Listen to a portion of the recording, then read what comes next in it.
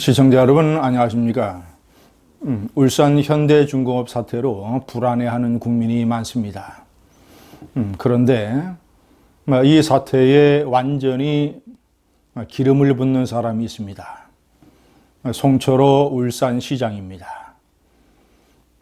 울산 사태 같은 것이 터지면 그 지역의 단체장은 중재자의 역할을 맡으면서 사측과 노측 양쪽의 주장을 수렴해 가면서 법과 질서를 확립하고 그래서 단호하게 문제가 해결되는 데에 이바지해야 될 것입니다.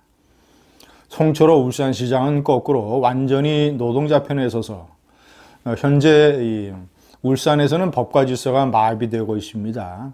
울산 시민들의 문화회관을 점령한 수천 명의 노조원들이 그런 상황에서도 경찰은 아무런 손을 쓰지 못하고 있습니다. 지금 이 문재인 정부는 앞으로 자치경찰제를 운영하겠다고 합니다. 그 특정 지역의 경찰은 그 특정 지역의 단체장의 지시를 받는 이런 제도입니다. 앞으로 그런 제도를 실시하겠다고 천명한 마당에 울산시장이 완전히 노동자 편에 서서 저런 전고농성을 사실상 지지하고 나선다면 울산경찰이 공권력을 행사해서 질서를 회복하는 데 얼마나 장애가 있겠습니까? 참으로 망국적인 일이 벌어지고 있습니다. 그러나 더 기가 막힌 것은 이 송철호 울산시장이라는 존재가 문재인 대통령이 형이라고 부르는 문재인 대통령의 아주 가까운 친구 관계라는 것. 자, 그리고 더 놀라운 것은 이 울산 사태에 관한 책임 있는 청와대의 참모는 조국 민정수석입니다. 왜냐, 검찰, 경찰, 그리고 이런 노사관계, 민심, 민정, 이런 문제를 다루는 수석이기 때문입니다. 그런데 그 조국 민정수석이 2012년 총선 때 송철호 후보의 후원회장이자 선거대책본부장을 맡았습니다.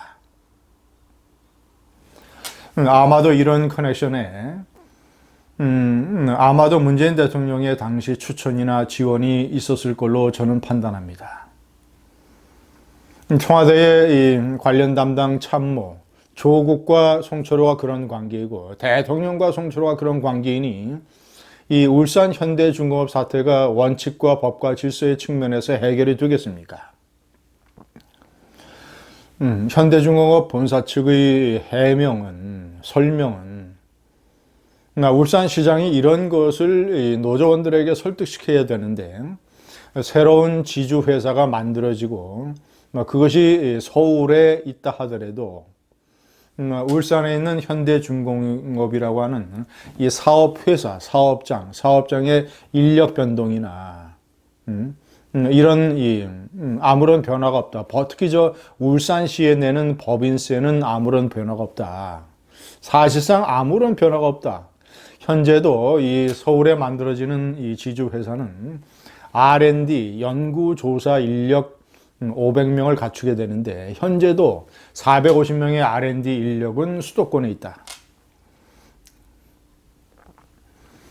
현대중공업이 이 대우조선해양과의 합병을 위해서 필요하다고 판단하는 체제 개편 이런 것에 따라서 지주회사를 서울에 두게 되는데 이것을 빌미로 삼아서 지주회사가 울산을 떠나면 안 된다. 이런 식의 빌미로 삼아서 사실상의 대우조선해양과의 합병을 가로막고 나선 것입니다. 노조나 시장이나. 제가 이 기가 막힌 문재인 조국 송철호 커넥션을 일단 설명을 해드리겠습니다. 1980년대에 부산, 울산, 경남 지역의 노동 변호사 3인방이 있었습니다. 노무현, 송철호, 문재인.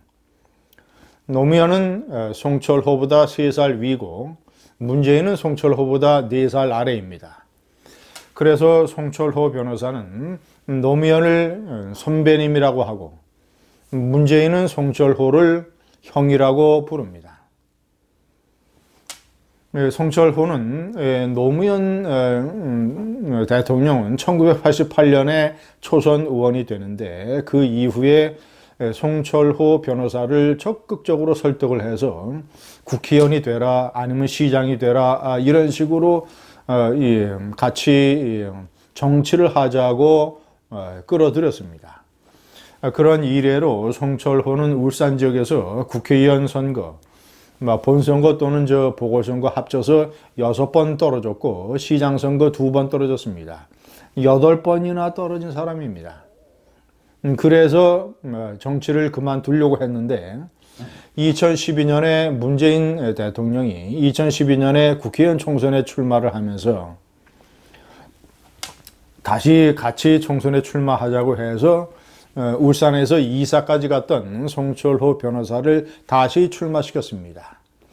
그때 바로 그 문제의 2012년 총선 때 후원회장과 선거대책본부장을 맡았던 사람이 조국 민정수석입니다. 노무현과 문재인의 송철호 지원은 역사가 깊습니다. 노무현 대통령은 자신의 임기 때 국민고충처리위원장이라는 중요한 자리에 송철호를 앉혔습니다. 문재인 대통령은 지역발전위원회라고 하는 공식 정부 기구의 고문에 송철호를 임명했습니다. 이런 식으로 지원을 잔뜩 해줬던 것이죠. 자, 지난해 지방선거 때 송철호는 다시 울산시장으로 출마를 했습니다. 문재인 대통령이 가장 바란 17개의 시도지사 후보 중에서 꼭 당선이 되어야 된다고 생각한 사람 2사람이 누구였을까요? 한 사람은 김경수 경남지사, 또 한 사람은 송철호 울산시장입니다. 송철호를 당선시키기 위한 공작이 있었을 걸로 저는 강한 의심을 합니다. 그래서 제가 몇 차례 동영상에서 말씀드렸던 송철호 후보를 당선시키기 위해서 현직 시장인 김기현 한국당 후보에 대한 경찰의 압박과 수사, 이런 기가 막힌 일이 벌어졌던 것입니다. 김기현 현직 시장이 한국당의 공천을 받은 지난해 3월, 6월 지방선거 3개월 전에 울산지방경찰청에서 김기현 시장의 비서실장의 비리 혐의를 조사한다는 이유로 울산시장실을 압수수색을 했습니다. 공천이 확정된 날 현직 시장의 시장실을 압수수색하는 이런 기가 막힌 일이 벌어졌던 것입니다. 그 사건은 경찰이 무리하게 수사를 하니까 구속영장을 신청을 해도 검찰이 거부를 했고, 검찰이 여러 차례 재수사를 얘기를 했고, 최종적으로 검찰이 완전히 무혐의 결정을 내렸습니다. 그리고 여러 가지 이제 그런 일에 관련됐던 경찰관이 현재 1명 구속이 됐습니다. 이 일은 앞으로 경찰이 파고들수록, 검찰이 수사를 진행할수록 아주 검은 커넥션, 이상한 의혹, 당시 울산지방경찰청장이 황운하입니다. 현재 대전지방경찰청장으로 가 있습니다. 황운하는 그때 분명히 얘기를 했습니다. 몇 달 앞서서, 그 수사 진행하기 몇 달 앞서서 서울 경찰청 본청으로부터 어떤 첩보가 내려와서 수사를 하게 됐다고. 그때 당시에 경찰청장이 문재인 좌파 정권에 열심히 부역했던 이철성 경찰청장이었습니다. 청와대의 조국 민정수석, 이철성 경찰청장, 황운하 당시 울산지방경찰청장으로 이어지는 커넥션의 의혹이 과연 없었을까요? 송철호 울산시장 만들기 작업이 과연 이 정권에서 없었을까요? 송철호는 최악의 울산시장이 되고 있습니다. 지난해 연말서부터 리얼미터가 발표하는 17개 시도지사들의 직무 수행에 관한 여론조사에서 계속 17위, 꼴찌를 해오고 있습니다. 전임 김기현 울산시장은 대단히 좋은 평가를 받았습니다. 시민들에게. 그런데 이 송철호 시장은 지금 완전히 반년 가까이 꼴찌를 계속하고 있는 것입니다. 그러니까 자신의 지지율이 추락하니까 울산 시내에서 강한 영향을 갖고 있는 노조들의 환심을 사기 위해서 플러스 자기의 원래 노동 변호사 DNA가 있으니까 이런 식으로 이 사태에 가세해서 삭발을 했습니다. 삭발을 하고 사실상 뭐 이 명분은 뭐 이 새로 만들어지는 이 현대중공업의 지주 회사가 서울에 있어서는 안 되고 울산에 있어야 된다라는 명분을 들이댔지만 사실상 현대중공업과 대우조선해양이라고 하는 이 조선업 구조 조정을 위해서 아주 불가피한 조치, 외국의 많은 경쟁 업체들이 겁내하는 이런 조치에 대해서 울산시장이 반기를 들고 나온 것입니다. 이러니 문재인 대통령이 울산 사태를 해결하려고 하겠습니까? 이러니 조국 민정수석이 문무일 검찰총장과 민감용 경찰청장의 얘기에서 울산 지역의 저 점거농성을 풀고 주주총회가 평화롭게 진행될 수 있도록 공권력이 회복돼야 된다. 이런 얘기를 하겠습니까?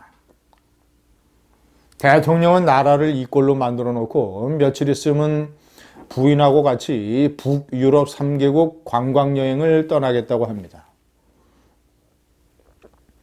이낙연 국무총리는 대권놀이에 빠져서 이런 것은 아예 언급조차 하지 않습니다. 진영 행정안전부 장관, 박상기 법무장관, 검찰총장, 경찰청장 누구나 다 청와대가 이런 꼴인데 저 사태를 법과 질서의 원칙에 따라서 해결하려고 하는 사람이 누가 있습니까? 삭발식에서 잘려나간 송철호의 머리카락처럼 이 나라의 법과 질서가 허공에 흩어지면서 망국의 그림자가 다가오고 있습니다. 감사합니다.